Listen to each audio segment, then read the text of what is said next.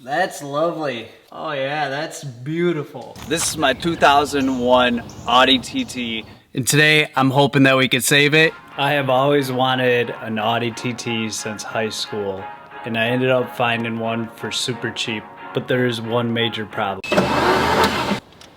Timing belt. So I need to move this car from here up to there, and I'm gonna be using the F250. It worked with the Tesla. There's just one slight problem. It's just me here, so this could get a little tricky.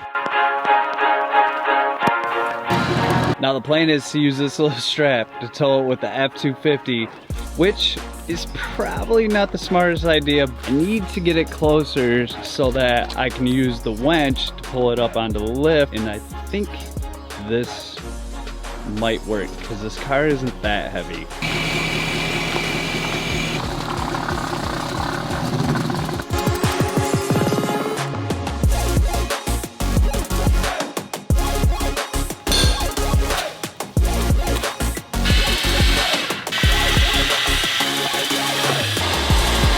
Just like that, we have the TT in the pole barn. Now, it shouldn't, but added security. I'm gonna chalk the wheels because I really don't want this thing falling off. So we got the Audi TT in the pole barn, getting ready to see if we could change the timing belt and get this thing started. Now, I did buy one from Rock Auto for $50. I figured $50, might as well see if we could save this motor because Audi wanted like 400 bucks for everything. And I know Rock Auto, you know, some of their parts aren't the best, but I think that we can replace this and get it started. Like I said, there's a 1% chance, but 50 bucks, hey, it's worth a shot. I removed the coolant tank lines and started pulling the coolant tank out of the way so I can gain access to the motor mount. Use this brake bleeder tool right here to drain all the fluids out of the power steering reservoir, making it easier, and I wouldn't make a mess on the floor. From there, I removed these two Allen bolts and the reservoir came right out. Now we have the motor mount exposed so that we can get to it. Now before I take and remove that motor mount, I am gonna have to support it from the bottom, and I'm gonna have to take off this wheel well and wheel liners so I can reach to that. So I'm gonna start by taking off the wheel and wheel liners so I can get in there and then supporting the motor.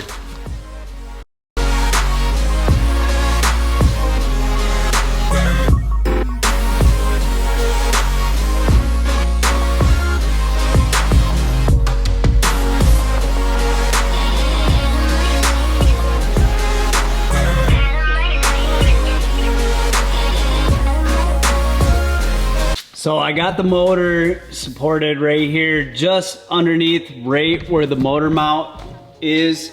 So now I can remove these two bolts. I already removed these two bolts because I thought that it would completely come out with the reservoir. Unfortunately, I was removing the motor mount bolts. So now I can remove that one, and this whole mount should come out, and then it would give me access to the timing belt.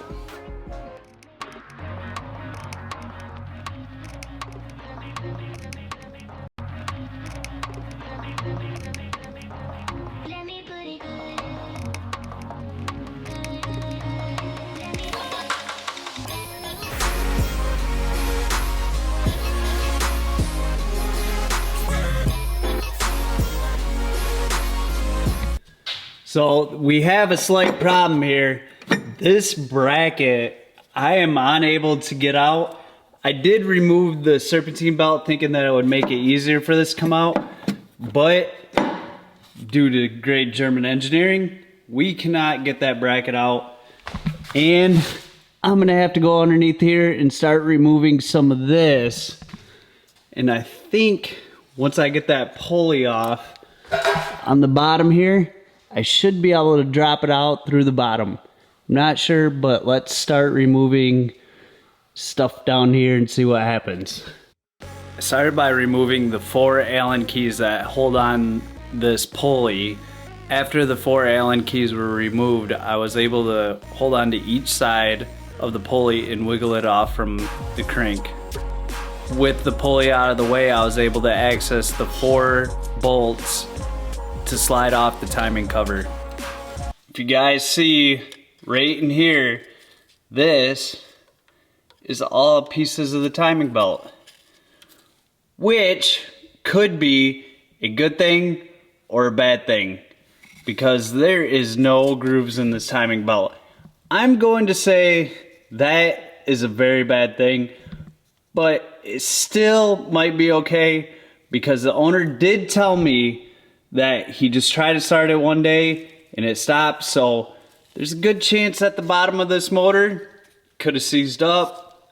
I don't know. Still not gonna stop me from trying to change this timing belt to see if we can fix this motor.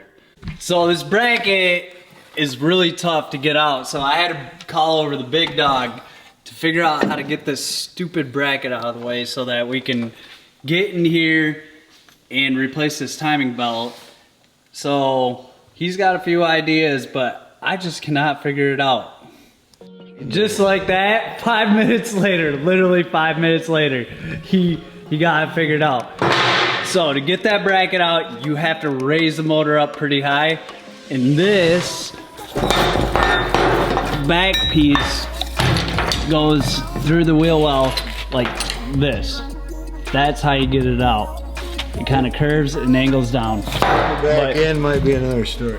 Well, we're gonna try to get it back in without destroying the timing belt, but now we're able to service to this timing belt and hopefully we'll be able to make this car run.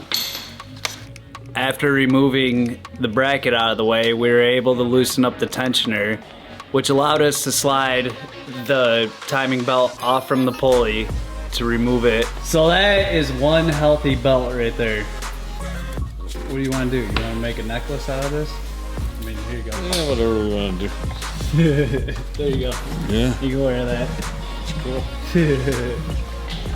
We had to run to the auto parts store because this kit did not come for some reason with the tensioner. So we ended up picking up a new tensioner. We just went with the cheapie here, aftermarket, because I mean, we don't know if this thing's gonna run or not. And we picked up the water pump. Might as well replace the water pump while we're in there. So let's mark up, make sure this thing is at top dead center, which he explained how to do it. So we're gonna make sure that the motor's in top dead center and replace everything, and fingers crossed. We marked the pulley and the timing cover and put those back on.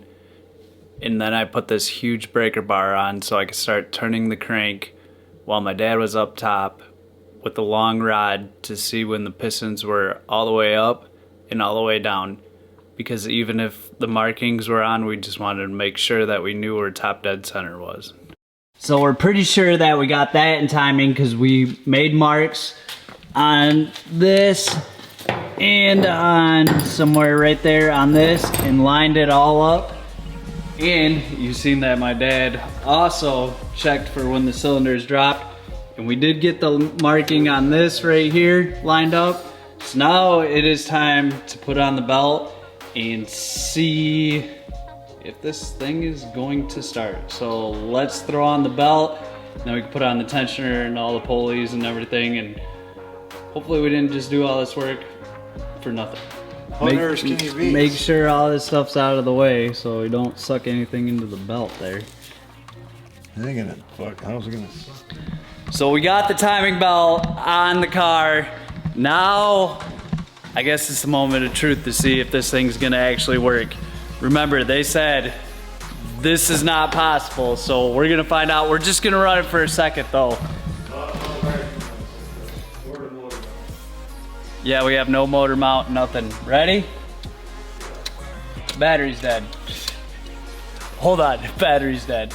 We're gonna try this. So either we're gonna make some really, really cool noises, or this thing's gonna run.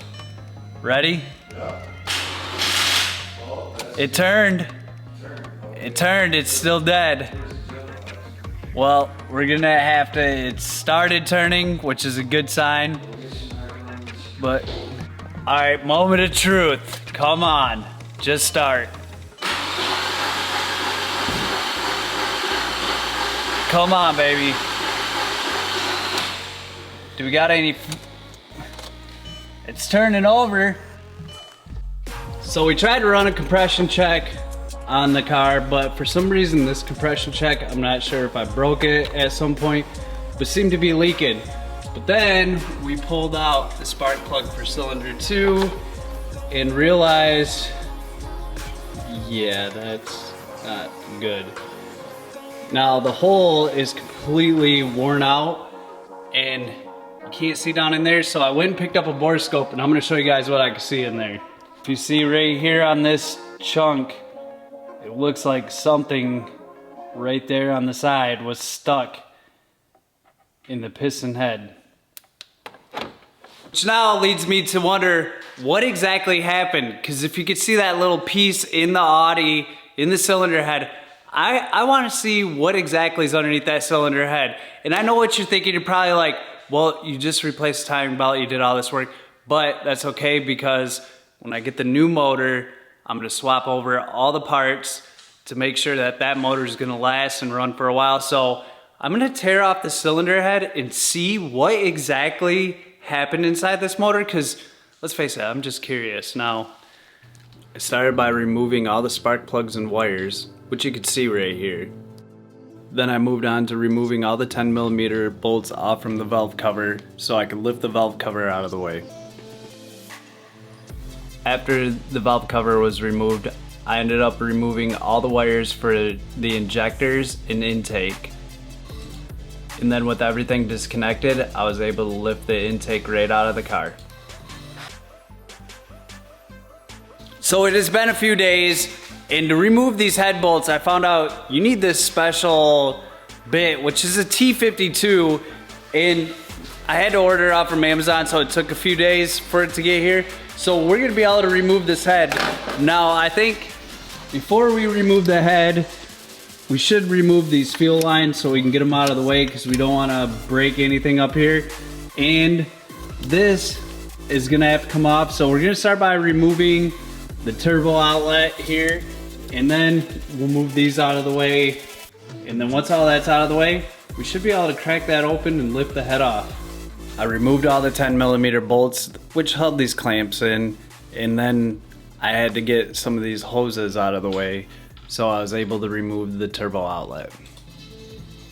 Then I used this 16 or 17mm socket to crack these 3 bolts from the exhaust manifold, so the head would be free from the exhaust. After that, I moved on to the fuel rails so I can get the injectors and fuel rails out of the way. And then made sure that I tucked all the wires out of the way. Now that I got everything out of the way, and it looks like a huge mess, which it is, now we can start removing the head bolts out of there, and this should come out fairly easy. Hopefully everything is removed, so, well, we're gonna find out, so I'm gonna start removing the head bolts. I took this funny little socket, the T52, and started removing all the head bolts. Then I double checked and triple checked to make sure that all the bolts were loose before removing the head.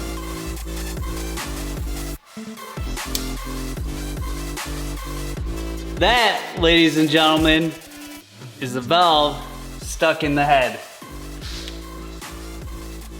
Oh yeah, that's beautiful. Look at that. That cylinder is done for. That's what it looks like, ladies and gentlemen, when your timing belt snaps. That is really, really bad. Yes, what they say is true. Timing belt goes in the Audi. Looks like you're gonna be replacing the motor. But as always, if you like this video, be sure to give it a thumbs up. If you want to see what we're gonna do to the Audi TT, hit that subscribe button. This video is over, and peace.